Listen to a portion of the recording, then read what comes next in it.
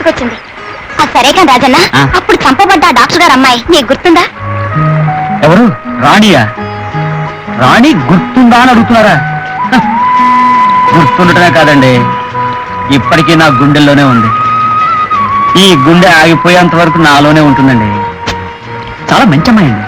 ఆ రాణి అంటే నీకు అంత ఇష్టమా? ఇష్టం ఏమిటండి, రాణి నా ప్రాణం. చందమామకు వెన్నెల్లాగా, సముద్రానికి కెరటాల్లాగా రాణి నాలో ఒక భాగం అండి.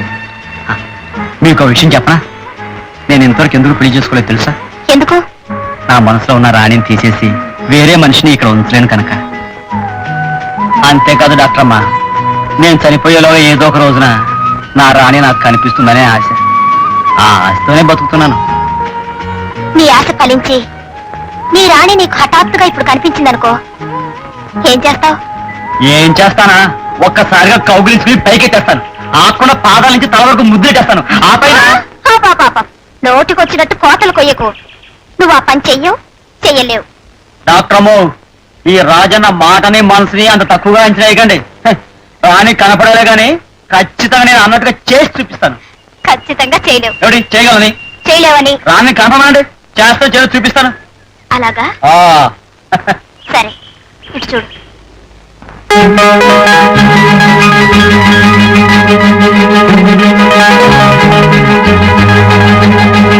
ఏం బయలుదేరలే, వెళ్ళు.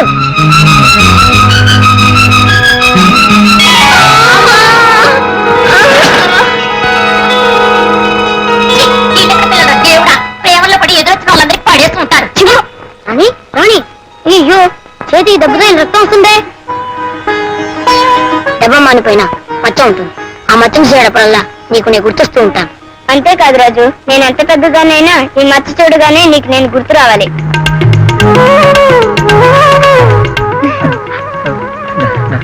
డాక్టర్ గారు, మీరు శాంతారాణిని.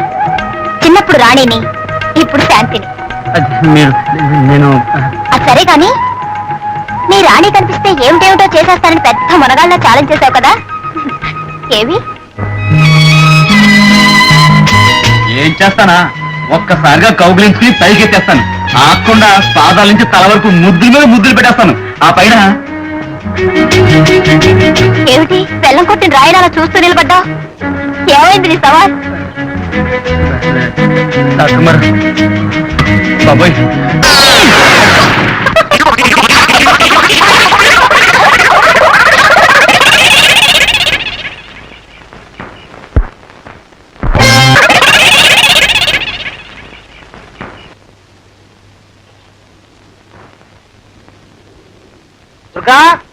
పప్పుచారు పట్టాలే.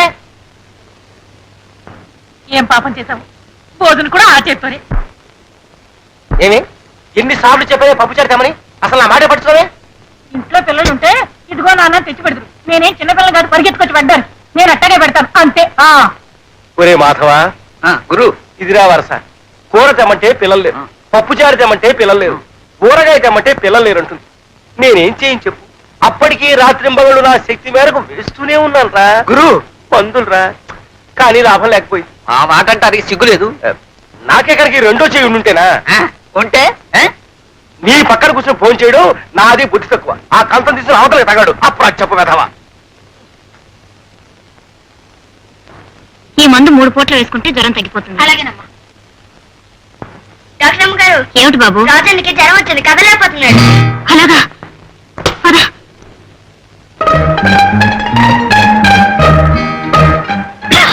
105.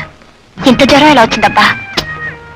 ఏం పర్లేదు డాక్టర్ గారు, ఏదో మామూలు జ్వరమే ఉంటుంది. సాయంత్రం కల్లా తగ్గిపోతుంది. అనవసరం మీరు ఆసుపత్రి నుంచి ఎందుకు పరిగెత్తుకొచ్చారు? డాక్టర్ని కనుక పేషెంట్లు ఎవరైనా సరే ప్రమాదంగా ఉంటే వచ్చి చూడాలిగా.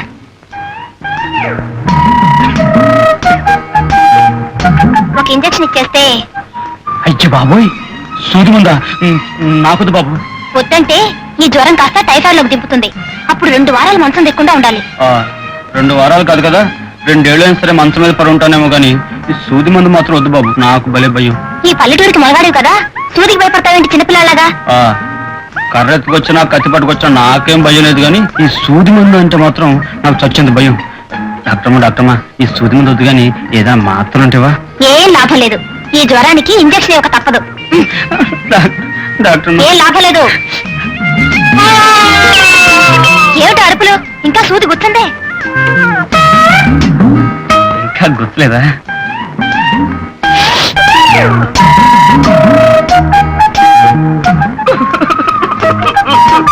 ఇప్పుడెందుకు రాగాలు? సూది తీసేశానుగా. తీసేశారా?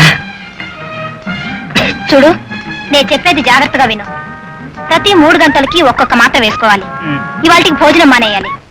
కన్నీళ్ళు అసలు తగలకూడదు, వేడి నీళ్లు తాగాలి. అర్థమైందా? తడి తగిలితే మళ్ళీ జ్వరం వస్తుంది, గుర్తుంచుకో. బాబు మెడ పట్టేసిందండి, తూరు తప్ప ఇంకేవైపు చూడలేకపోతున్నాను. పడవర నేను చూపిస్తాను రా మాధవా. పొట్లో చదువు రూపాయలాగి